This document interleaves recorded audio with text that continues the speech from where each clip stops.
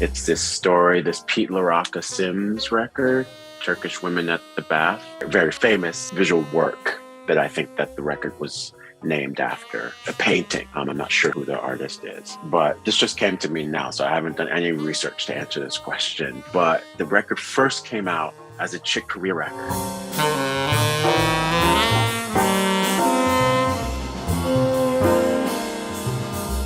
Talking about drums and drumming and sampling and, and vinyl and kind of going back in time and things that drummers encounter and musicians encounter.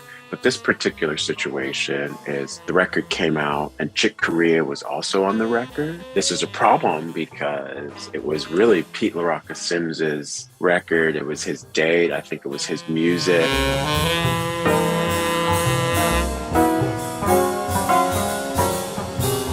The record's very interesting because it's in the 60s, but it has an ambient bass to it. It's like a lot of reverb, a lot of sort of things that we probably take for granted right now. But the whole record, the piano is steeped in reverb.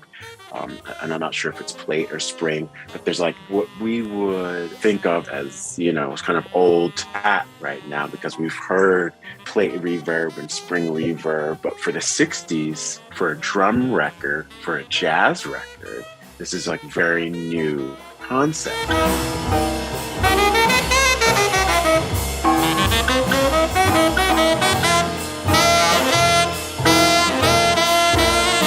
Other piece of it is that it first came out under Chick Corea's name, a much more well-known artist, sort of famous white artist, Pete La Roca Sims. I don't know if he stopped drumming.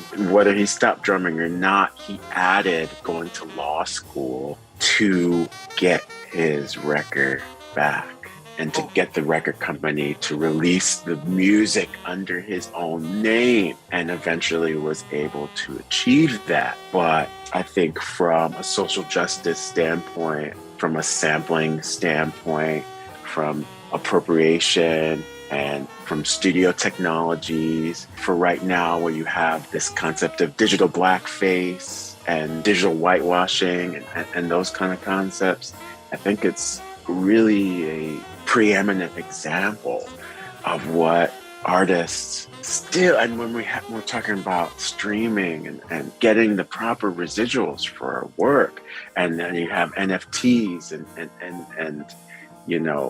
sort of other ways of trying to conceptualize artists reaping the benefits of the marketplace, because we all know that the money is there, but the creators are suffering under the current structures still. So it's just like all about what artists have to do to protect themselves and to achieve for their own work, right?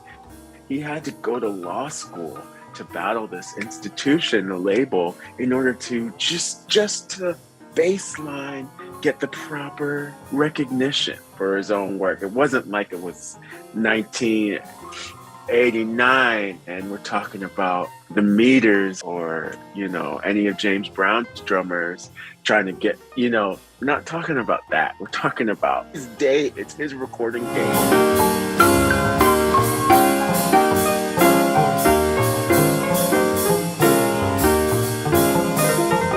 The record is inspiring, his personal action, and what he was able to achieve by his own sort of decision making and practice and step by step.